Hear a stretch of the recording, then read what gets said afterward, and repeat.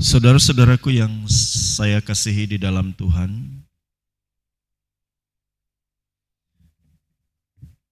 mari kita buka di dalam 1 Timotius pasal yang keempat, di ayat yang ke-8.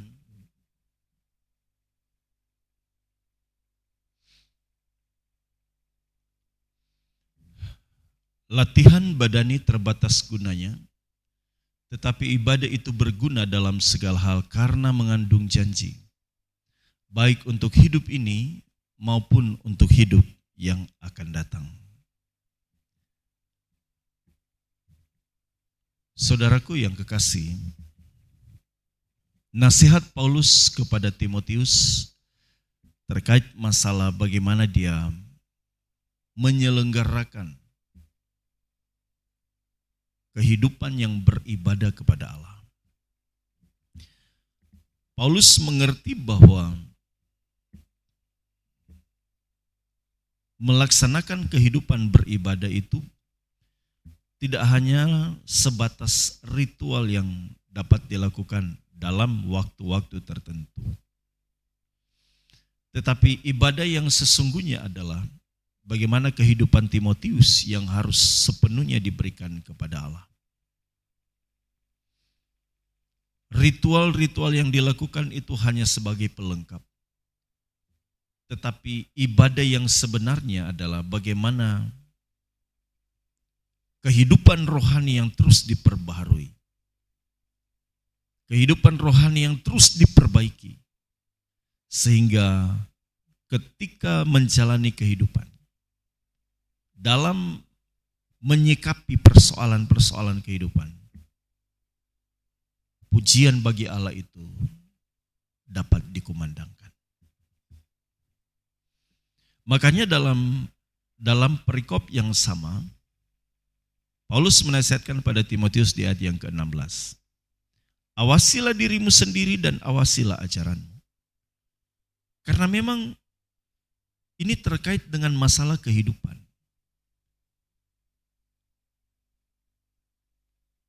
Paulus menyinggung ibadah yang mengandung janji bukan hanya untuk hidup ini, tetapi juga untuk hidup yang akan datang. Saya pikir ini bukan ibadah yang seperti yang kita pahami. Karena ini menyangkut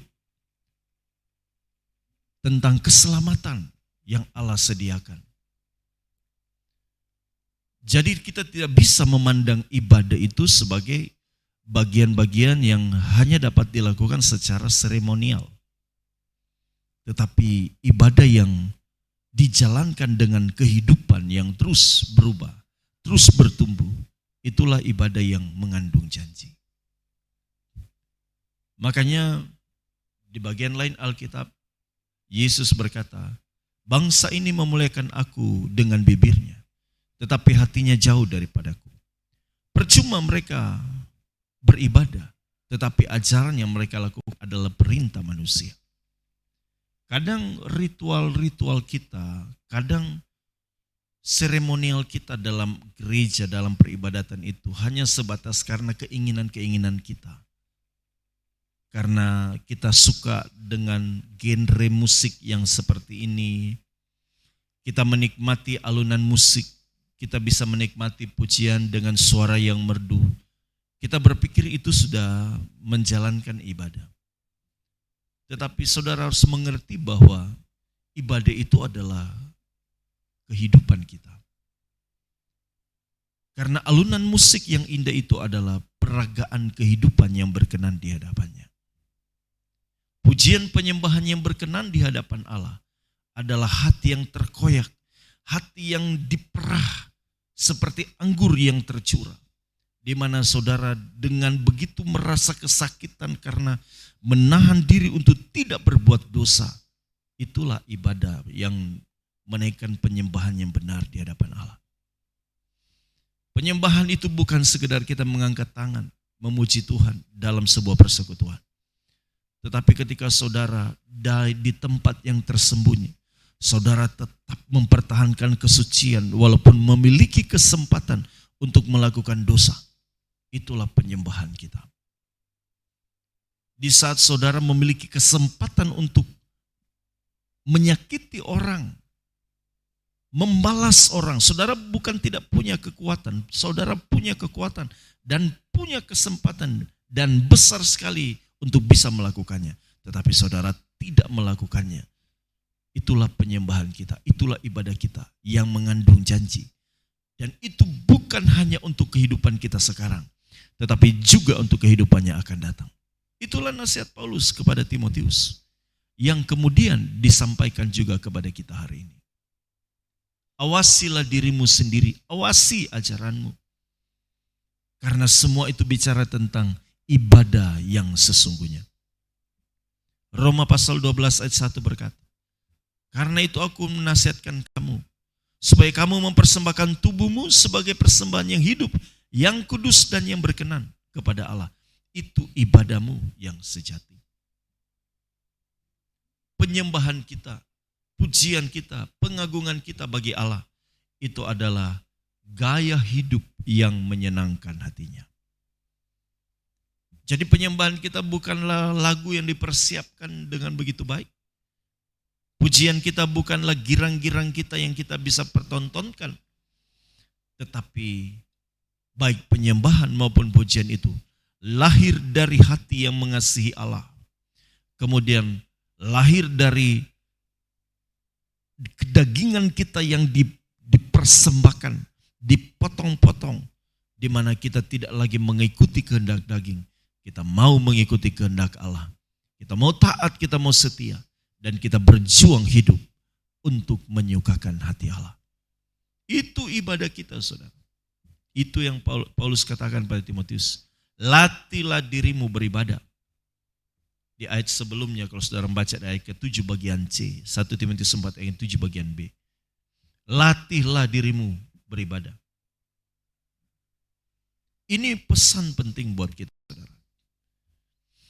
Tentunya bukan berarti kita tidak bisa beribadah seperti yang kita lakukan. Seperti hari Minggu dan mungkin doa-doa seperti ini. Ini adalah bagian yang harus kita lakukan demi menumbuhkan ibadah yang sesungguhnya. Kita melakukan ini, saudara, demi menghidupi ibadah yang sesungguhnya. Ini adalah bentuk refleksi kita atas apa yang kita mau lakukan di hadapan Allah. Karena kita tidak mungkin bisa mempersembahkan hidup sepenuhnya kalau kita tidak memulai dari ekspresi yang dapat kita lakukan seperti yang kita lakukan hari ini. Ini adalah ekspresi. Tetapi selanjutnya bagaimana kita menghidupi hidup kita menjadi ibadah yang sesungguhnya di hadapan Allah. Saudaraku yang kekasih di dalam Tuhan. Memang tidak bisa dipungkiri bahwa kita kecewa dengan begitu banyak orang yang mengaku percaya, tetapi hidup mereka tidak memperlihatkan kehidupan yang benar. Tidak sepenuhnya menghidupi ibadah yang Allah kehendaki. Itulah realita, saudara. Kita bisa tersandung melihat bagaimana sikap orang yang menyatakan diri bahwa sudah bertahun-tahun mengikuti Tuhan, menghidupi ikut dalam kegiatan organisasi gereja dan lain sebagainya. Tetapi yang dipertontonkan hanya sebatas ritual yang megah, sebatas konsep-konsep keagamaan yang begitu baik, tetapi tidak dibarengi dengan kehidupan yang benar. Ada berapa banyak di antara semua tim pelayan, tim pemusik yang ada sering merasa ada persaingan antara satu dengan yang lain. Tidak lagi melihat memandang pelayanan itu adalah bagian untuk saling melengkapi. Tetapi sering pemain musik, pelayan bisa terjadi gesekan hanya karena ada yang merasa tersaingi dan lain sebagainya. Berapa banyak di antara pendeta-pendeta tidak mau tersakiti hanya karena ada jemaatnya pindah ke gereja yang lain. Dan semuanya itu sering terjadi. Dan kita bisa melihat bahwa kehidupan kekristenan itu tercemar hanya karena sikap-sikap yang tidak seharusnya dipertontonkan. Saudaraku yang kekasih, mari kita menghidupi ibadah yang sejati. Ibadah yang sejati adalah mempersembahkan hidup, di mana saudara terus diperbaharui hari lepas hari. Latihlah dirimu beribadah, ibadah yang mengekspresikan jiwa yang berkenan di hadapan Allah. Maka dengan demikian, kita akan benar-benar dapat mempersembahkan hidup sepenuhnya bagi Allah. Kalau kita memiliki kerinduan ini, saudara, Tuhan pasti menolong kita untuk dapat memberi hidup sepenuhnya, untuk dapat memperagakan bagaimana cara hidup yang seharusnya.